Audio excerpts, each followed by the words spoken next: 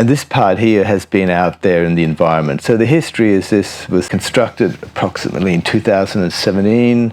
After I got back from my India travels, I decided to do a whole series on that and incorporate some of my experiences, and one of them was the Himalayas. So it was, this here is a lino cut, and then it's been covered with a resin. So I carved out the mountains and I created a whole layering system, and I put some photography in here, and I left it out there just lying around, put it out in the environment. I decided what I wanted to do is give it a kind of international, intercontinental relationship.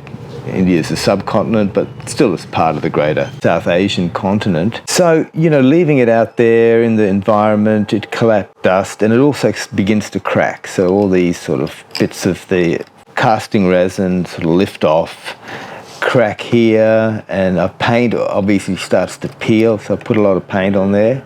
And this year I began to work on it again on the edge here, so that's all the clay that's been placed on there.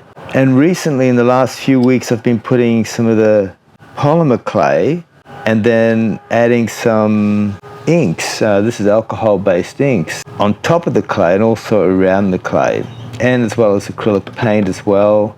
So I'm kind of, again, adding a whole new layer. So it hasn't got anything really to do with a theme like the Himalayas. It's more just to do with mixed media, really, just playing around with the media that I acquire, integrating that aesthetic value rather than a thematic value.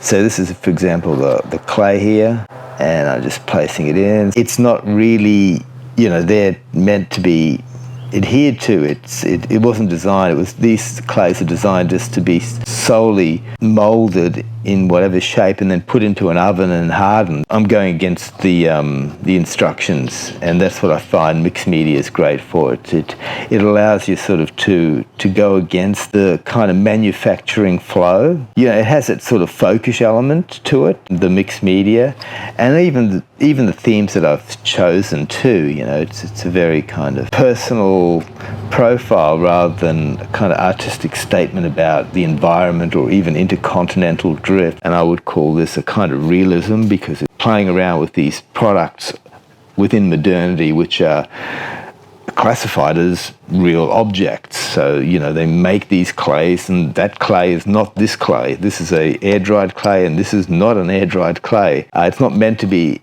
dried in the same way. It's got a whole different feature than this clay here. But it's more to do with modernization and, material objects as we understand them. That's the realism, but there is another kind of thing going on here, and that's what I might call transcendental realism, where it sort of has a sort of notion here that through time the real objects are transcending their own manufactured authenticity, so they become then adrift from what they were meant to do. So if I would have used this as intended, this polymer clay, it would have been a little object as a ornament, and it could have been gifted or just kept, and through time it would hold a kind of semantic reality that doesn't transcend its manufactured process. Whereas this now changes the game in that way, and that's what I think the philosophical aspect is. And I don't have a clear kind of aim, but I do find that that's what occurs with philosophy. There isn't any clear aim, and so I can then come up with a philosophy that transcends itself, finding discursive patterns within the discourse. Obviously, that's what it's meant to do. So a lot of the artwork that we're presented with now within the sort of modern paradigm has to do with a form of realism. Even though people might play around with postmodern sort of artworks, like you have the Dadaist movement from the early 20th century, surrealism, and then later on abstract expressionists were sort of seen as people pushing, or groups pushing, the boundary of kind of normative modernization, which you have inputs and outputs. So you input this and you've got an output, and it has a structural form and it represents something within a kind of a paradigm. So you do have that. That's definitely there.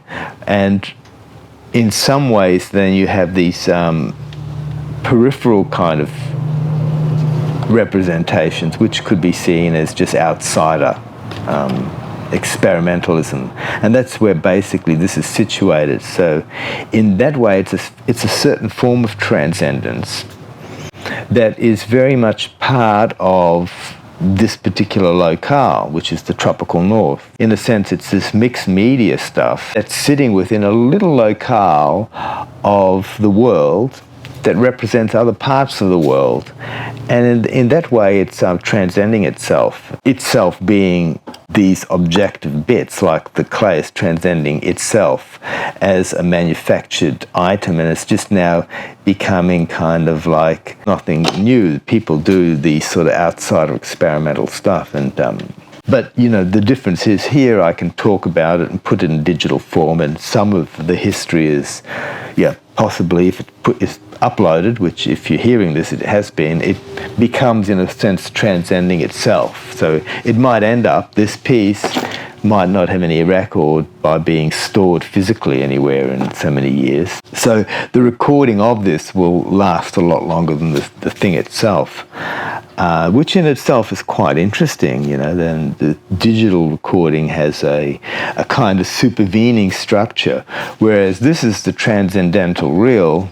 That's not the case with the digital. That's very kind of digitally real, and it's sitting out with the other objects in digital, transcendental realism, where it sort of has a sort of notion here that through time, the real objects are transcending their own manufactured authenticity, so they become then adrift from what they were meant to do. So if I would have used this as intended, this polymer clay, it would have been a little object as a ornament. And it could have been, gifted or just kept, and through time it would hold a kind of semantic reality that doesn't transcend its manufactured process. Whereas this now changes the game in that way, and that's what I think the philosophical aspect